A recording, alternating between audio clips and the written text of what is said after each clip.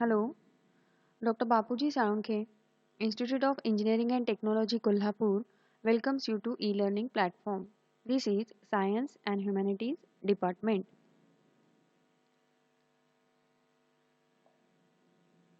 In the today's session, we will discuss the course Basic Science Chemistry and myself, Miss N.S. Patil, will conduct today's session. In the today's session, we will discuss about catalytic promoters and catalytic inhibitors. आजच्या सेशनमध्ये आपण कॅटॅलिटिक promoter म्हणजे काय आणि कॅटॅलिटिक inhibitor म्हणजे काय याचं काय करणार आहोत डिस्कशन करणार आहोत. And the learning outcome of this concept is you are able to select relevant catalyst for given application. म्हणजे काय तर ही कॅटॅलिटिक प्रमोटर किंवा कॅटॅलिटिक इनहिबिटर ह्या कन्सेप्ट आपण डिस्कस केल्यानंतर तुम्ही काय करू शकता सुटेबल कॅटॅलिस्ट कुठला आहे कोणत्याही ॲप्लिकेशनसाठी ते तुम्ही काय करू शकता सिलेक्ट करू शकता. Now we will start with catalytic promoter. Okay. The substance which enhance the activity of catalyst is known as catalytic promoter. Okay. The substance which enhance करणं, increase करणं, वाढवणं. Okay.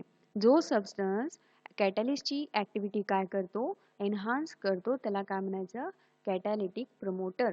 आपल्याला नावावरून पण लक्षात येतं बघा catalytic promoter प्रमोट करणं, मोटिवेशन देणं, वाढवणं, प्रोत्साहन देणं म्हणजे कॅटॅलिस्टला जो प्रमोट करतो त्याला काय म्हणायचं कॅटॅलिटिक प्रमोटर. ओके. आता ऍक्टिव्हिटी ऑफ कॅटॅलिस्ट काय असतं बघा आपण ऑलरेडी सुद्धा डिस्कस केले. ऍक्टिव्हिटी ऑफ कॅटॅलिस्ट म्हणजे कॅटॅलिस्टचं काम. ओके. मग ऍक्टिव्हिटी ऑफ कॅटॅलिस्ट काय करते एक तर रिॲक्शनचा स्पीड वाढवणं to increase the speed of reaction और to decrease the speed of reaction.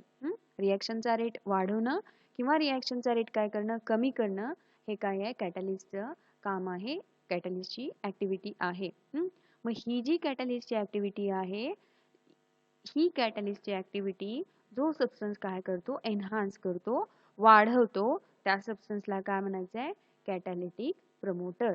Okay. म्हणजे थोडक्यात काय कॅटॅलिस्टची ऍक्टिव्हिटी इन्क्रीज करणाऱ्या वाढवणाऱ्या सबस्टन्सला आपण काय म्हणणार आहोत catalytic promoter. Okay. Catalytic promoters are also known as accelerators. Okay. Accelerate करणं स्पीड अप करणं. आपण गाडीचा स्पीड वाढवतो बघा त्याच्यासाठी ऍक्सिलरेशन करावं लागतं स्पीड वाढवावं लागतं. तर जो सबस्टन्स काय करतो कॅटॅलिस्टची ऍक्टिव्हिटी काय करतो स्पीड अप करतो वाढवतो म्हणून त्या सबस्टन्सला आपण कॅटॅलिटिक प्रमोटर म्हणतो आणि त्यालाच आपण काय म्हणू शकतो ऍक्सिलरेटर्स कारण तो कॅटॅलिस्टची ऍक्टिव्हिटी ऍक्सिलरेट करतो स्पीड अप करतो किंवा वाढवतो.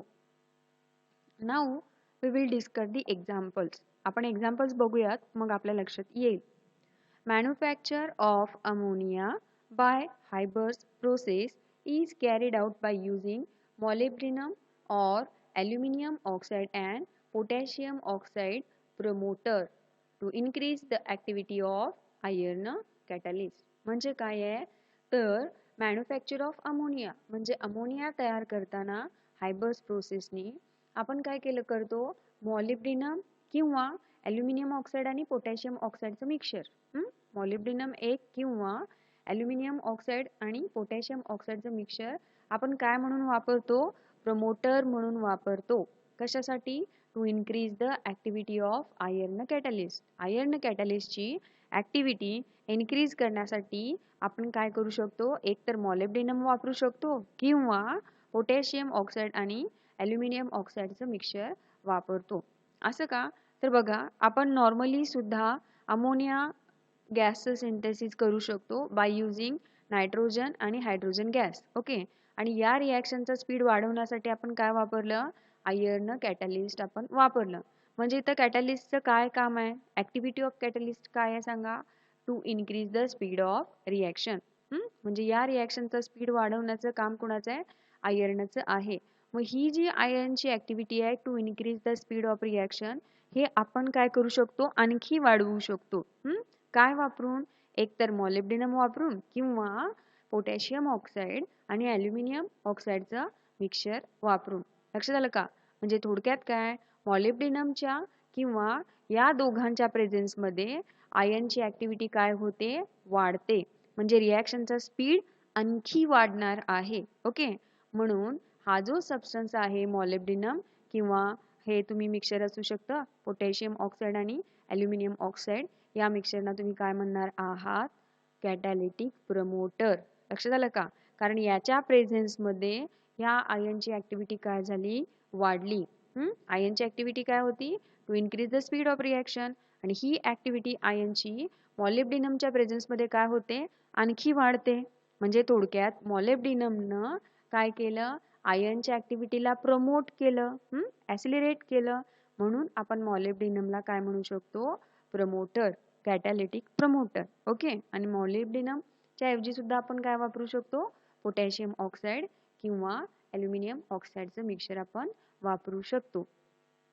किंवा नेक्स्ट एक्झाम्पल आपण बघू शकतो बघा, व्हेजिटेबल घी म्हणजेच काय, डालडा. आपण डालडा वगैरे वापरतो बघा कुकिंगसाठी वगैरे, तर ते vegetable ghee. Vegetable ghee is manufactured by hydrogenation of oil using nickel catalyst. म्हणजे आपण तेलापासून, ऑइलपासून, वनस्पती तेलापासून आपण काय बनवतो, वनस्पती घी, डालडा बनवतो. आणि त्या रिएक्शनसाठी आपण कॅटॅलिस्ट काय वापरलंय बघा, निकेल कॅटॅलिस्ट. ओके, म्हणजे व्हेजिटेबल ऑइल पासून आपण व्हेजिटेबल घी तयार करतो in the presence of nickel catalyst. आपण निकेल कॅटॅलिस्ट वापरतो. Okay, whose activity can be increased by tellurium as a promoter. मग हा जो निकेल कॅटॅलिस्ट आहे त्याची सुद्धा ऍक्टिव्हिटी, रिॲक्शन स्पीड अप करण्याची, रिॲक्शनचा स्पीड वाढवण्याची ऍक्टिव्हिटी आपण काय करू शकतो, आणखी वाढवू शकतो by using tellurium as a promoter. लक्षात आलं का? म्हणजे ही रिॲक्शन करताना निकेल बरोबर आपण जर टेल्युरियम वापरलं तर निकेलचा काम करण्याचा किंवा ऍक्टिव्हिटीचा स्पीड काय होतो, वाढतो. निकेलची ऍक्टिव्हिटी काय होते, प्रमोट होते.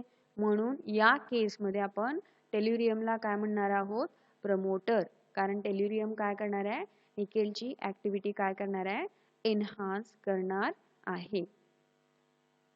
Now we will see the catalytic inhibitor. Okay, inhibit करणं म्हणजे काय करणं, स्टॉप करणं किंवा रिटार्ड करणं. Okay, the substance which retard or inhibit the activity of catalyst is known as catalytic inhibitor. म्हणजे काय बघा, the substance which retard, okay, retard करणं, कमी करणं, रिटार्ड और इनहिबिट, स्टॉप करणं. जो सबस्टन्स काय करतो, कॅटलिस्टची ऍक्टिव्हिटी कमी करतो किंवा स्टॉप करतो, अशा सबस्टन्सला काय करायचं, काय म्हणायचं आहे, कॅटॅलिटिक इनहिबिटर. म्हणजे थोडक्यात काय, ज्या सबस्टन्सच्या प्रेझेन्समुळं कॅटॅलिस्टची ऍक्टिव्हिटी काय होते, कमी होते, त्या सबस्टन्सला काय म्हणायचं, कॅटॅलिटिक इनहिबिटर. ओके, बघा, the platinum catalyst which is use in oxidation of sulphur dioxide to sulphur trioxide is destroyed by presence of arsenic trioxide. बघा इथं काय म्हणलंय, म्हणजे काय, आपण सल्फर डायऑक्साईडचं सल्फर ट्रायऑक्साइड मध्ये कन्व्हर्जन करतो बाय युझिंग प्लॅटिनम कॅटलिस्ट. आपण कॉन्टॅक्ट प्रोसेस बघितले ना, तेच एक्झाम्पल आहे इथं. सल्फर डायऑक्साईडचं सल्फर ट्रायऑक्साइड मध्ये कन्व्हर्जन केलं, कुठला कॅटलिस्ट वापरून, प्लॅटिनम कॅटलिस्ट. ओके, आणि प्लॅटिनम कॅटलिस्टचं काय काम आहे, तर या रिॲक्शनचा स्पीड काय करणं, वाढवणं. ओके, पण जर प्लॅटिनम बरोबर तिथं आर्सेनिक ऑक्साईड जर प्रेझेंट असेल, प्लॅटिनम बरोबर कोण प्रेझेंट असेल, आर्सेनिक ऑक्साईड जर प्रेझेंट असेल, तर रिॲक्शनचा स्पीड वाढण्याऐवजी काय होतो, कमी होतो. लक्षात आलं का? म्हणजेच प्लॅटिनमची ऍक्टिव्हिटी इथं काय झाली, स्टॉप झाली. आर्सेनिकच्या प्रेझेन्समुळं रिॲक्शनचा स्पीड काय होतो, कमी होतो. लक्षात आलं का? म्हणजेच प्लॅटिनमची जी ऍक्टिव्हिटी आहे रिॲक्शनचा स्पीड वाढवण्याची, ती ऍक्टिव्हिटी काय झाली, स्टॉप झाले, डिस्ट्रॉय झाले. म्हणून आर्सेनिकला आपण काय म्हणणार आहे, इनहिबिटर, कॅटॅलिटिक इनहिबिटर. कारण का, आर्सेनिक ऑक्साईड जो कोणी आहे त्यानं काय केलं, या प्लॅटिनमची ऍक्टिव्हिटी काय केली, रिड्यूस केली किंवा डिस्ट्रॉय केली किंवा स्टॉप केली. लक्षात आलं का? म्हणून आर्सेनिक ऑक्साईड जो आहे तो या केसमध्ये काय झालेला आहे, कॅटॅलिटिक इनहिबिटर. ओके, आता आपण दुसरे एखादं सुद्धा एक्झाम्पल कन्सिडर करू शकतो. Manufacture of ammonia by Haber's process is carried out by using iron catalyst and is retarded due to presence of H2S. बघा, आपण ही प्रोसेस मगाशी सुद्धा डिस्कस केली. आता इथं आयर्न कॅटलिस्ट बरोबर जर H2S असेल, हायड्रोजन सल्फाइड असेल H2S, ओके, H2S च्या प्रेझेन्समुळं ह्या आयनची ऍक्टिव्हिटी काय होते, रिड्यूस होते, रिटार्ड होते. म्हणून H2S ला आपण काय म्हणणार आहोत, तर कॅटॅलिटिक इनहिबिटर. लक्षात येते ना, H2S मुळे आयनची ऍक्टिव्हिटी काय झाली, रिड्यूस झाली. म्हणजेच या रिॲक्शनचा स्पीड काय झाला होणार आहे, कमी होणार आहे. मग अशा केसमध्ये H2S ला तुम्ही काय म्हणणार आहात, कॅटॅलिटिक इनहिबिटर. ओके, आता मगाच्याच केसमध्ये आपण एक एक्झाम्पल डिस्कस केलं होतं बघा. सेम प्रोसेस होती, फक्त आयनच्या बरोबर कोण होतं, मॉलिब्डेनम. जर मॉलिब्डेनम असेल तर रिॲक्शनचा स्पीड काय होतो किंवा कॅटलिस्टची ऍक्टिव्हिटी काय झाली, एनहान्स झाली.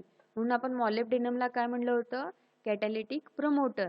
आता इथं सुद्धा सेम रिॲक्शन आहे, पण आयन बरोबर कोण प्रेझेंट आहे इथं, H2S. ओके, आणि H2S मुळे या आयनची ऍक्टिव्हिटी काय झाली, रिटार्ड झाली. म्हणून H2S ला आपण काय म्हणणार आहोत, कॅटॅलिटिक इनहिबिटर. अजून एक आपण एक्झाम्पल बघू शकतो. The decomposition of H2O2 slows down by adding a small amount of glycerin or urea in alkaline solution catalyst. बघा, म्हणजे डिकम्पोजिशन ऑफ H2O2. H2O2 चं डिकम्पोजिशन म्हणजे काय, ह्याचं स्प्लिटिंग. मग H2O2 चं हायड्रोजन पेरॉक्साइडचं आपण काय करतो, डिकम्पोजिशन करतो. कुणामध्ये, वॉटरमध्ये आणि ऑक्सिजनमध्ये. ओके, आणि ही रिॲक्शन आपण कुणाच्या प्रेझेन्समध्ये कॅरी आउट करतो, अल्कलाइन सोल्युशन म्हणजे बेसिक मीडियमच्या प्रेझेन्समध्ये कॅरी आउट करतो. मग या केसमध्ये कॅटलिस्ट कोण आहे, अल्कलाइन सोल्युशन. ओके, मग ही रिॲक्शन होत असताना जर अल्कलाइन सोल्युशन बरोबरच तिथं काय असेल, ग्लिसरीन असेल किंवा युरिया असेल, तर या दोघं जर प्रेझेंट असतील तर या कॅटलिस्टचा जो ऍक्टिव्हिटी आहे, कॅटलिस्टची जी ऍक्टिव्हिटी आहे ती ऍक्टिव्हिटी काय होते, स्लो होते. स्लोज डाऊन म्हणजे काय होते, कमी होते. आता इथं कॅटलिस्टची ऍक्टिव्हिटी काय असणार आहे, to increase the rate of reaction. Okay, मग ग्लिसरीन किंवा युरियाच्या प्रेझेन्समध्ये कॅटलिस्टची रिॲक्शनचा स्पीड वाढवण्याची ऍक्टिव्हिटी काय झाली, कमी झाली, स्लो डाऊन झाली. लक्षात आलं का, म्हणजे थोडक्यात काय, ग्लिसरीन आणि युरियामुळं ही अल्कलाइन सोल्युशनची ऍक्टिव्हिटी काय झालेली आहे, स्टॉप झालेली आहे. म्हणून ग्लिसरीन किंवा युरियाला आपण काय म्हणणार आहोत, कॅटॅलिटिक इनहिबिटर. लक्षात आलं, म्हणजे थोडक्यात जो सबस्टन्स कॅटलिस्टची ऍक्टिव्हिटी काय करतो, स्टॉप करतो, कमी करतो, स्लो करतो, त्या सबस्टन्सला काय म्हणायचं आहे, catalytic inhibitor. Okay, now we will see the industrial applications of catalysis. Catalysis म्हणजे आपण काय डिस्कस केलं, तर हे जे कॅटॅलिसिस टेक्निक आहे त्याचा इंडस्ट्रीमध्ये कुठं कुठं उपयोग होतोय हे आपण डिस्कस करायचं आहे.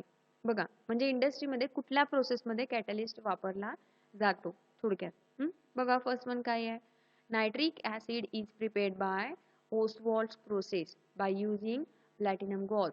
ओके, नायट्रिक ऍसिड आहे, नायट्रिक ऍसिडचं आपल्याला प्रिपरेशन करायचं असेल, ओस्वाल्ड्स प्रोसेस. आपण कुठली प्रोसेस वापरतो, ओस्वाल्ड प्रोसेस वापरतो, आणि तिथं आपण काय वापरलाय, कॅटलिस्ट, प्लॅटिनम वापरलेला आहे. लक्षात आलं का, म्हणजे नायट्रिक ऍसिडच्या सिंथेसिससाठी आपण कॅटॅलिसिसची प्रोसेस वापरली, म्हणजेच कॅटलिस्ट वापरला. बघा, vanaspati ghee is obtain by hydrogenation of oil using nickel catalyst. म्हणजे आपण जेव्हा डालडा बनवत असतो वनस्पती तेलापासून, त्यावेळी आपण निकेल कॅटलिस्ट वापरू शकतो. लक्षात आलं का. Ammonia is manufactured by Haber's process using iron catalyst. म्हणजे अमोनियाच्या सिंथेसिस मध्ये सुद्धा तुम्ही कॅटलिसिस वापरू शकता किंवा कॅटलिस्ट वापरू शकता. कुठला, आयर्न कॅटलिस्ट, जेणेकरून अमोनियाचं सिंथेसिस काय होईल, जास्त होईल. Acetic acid can be obtained from acetaldehyde using vanadium pentoxide catalyst. बघा, ऍसिटिक ऍसिड सुद्धा आपण मिळवू शकतो कुणापासून, ऍसिटाल्डिहाइड पासून. ओके, मग ऍसिटाल्डिहाइड पासून ऍसिटिक ऍसिड मिळवण्याची जी प्रोसेस आहे ती सुद्धा आपण काय करू शकतो, स्पीडअप करू शकतो. कुणाच्या प्रेझेन्स मध्ये, व्हॅनेडियम पेंटॉक्साइड. म्हणजेच काय, आपण ह्या सगळ्या ओसवाल्ड प्रोसेस असेल किंवा वनस्पती घी तयार करण्याची प्रोसेस असेल किंवा हायबर्स प्रोसेस असेल, अमोनिया तयार करण्यासाठी, किंवा ही जी प्रोसेस आहे ज्याच्यामध्ये आपण ॲसिटाल्डिहाइड पासून कोण तयार केलं, ॲसिटिक ॲसिड तयार केलं, या सगळ्या प्रोसेसेसमध्ये आपण काय केलेलं आहे, कॅटॅलिसिसचं टेक्निक वापरलंय, म्हणजे कॅटॅलिस्ट वापरलेला आहे. आणि यालाच काय म्हणतात, इंडस्ट्रियल ॲप्लिकेशन्स ऑफ कॅटॅलिसिस. आता ही जी एक्झाम्पल्स आहेत आपण काही फ्यू डिस्कस केलेत. आता याच्याबरोबर आपण हे सुद्धा मगाशी डिस्कस केलं, सल्फर ट्रायऑक्साईड तयार करण्याची प्रोसेस, लीड चेंबर प्रोसेस असेल, कॉन्टॅक्ट प्रोसेस असेल, हे सुद्धा कशामध्ये येतं, ॲप्लिकेशन्स ऑफ कॅटॅलिसिस. ओके, म्हणजे आजच्या सेशनमध्ये आपण काय काय डिस्कस केलं, तर कॅटॅलिटिक प्रोमोटर म्हणजे काय, कॅटॅलिटिक इनहिबिटर म्हणजे काय, and industrial applications of catalysis. Thank you. आता बघा, इथं आपला हा पहिला टॉपिक कंप्लीट संपतोय, केमिकल बॉन्डिंग अँड कॅटॅलिसिस.